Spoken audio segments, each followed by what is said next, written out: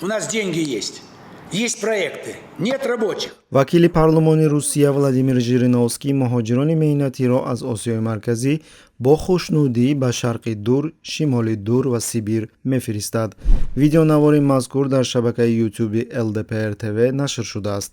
Поэтому идеальный вариант без мигрантов, но хотя бы их использовать крайний север, Дальний Восток, Сибирь, там, где они будут одни, но они должны нам строить огромные объекты, заводы, дороги.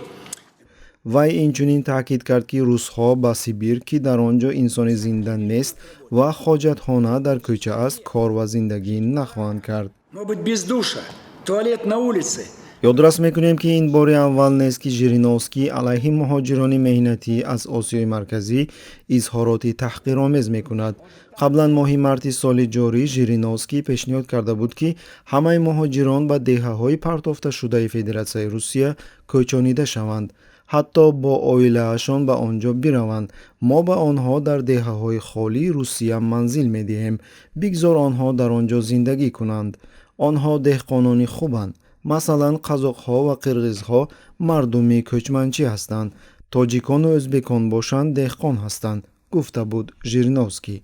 Иммигрант будет получать 50 тысяч, и русский рабочий 50, нам не выгоден он мигрант, он не умеет работать. Он приехал из сельской местности. Мы в космос поднимались, а они тяпками хлопок обрабатывали. И сегодня вы все...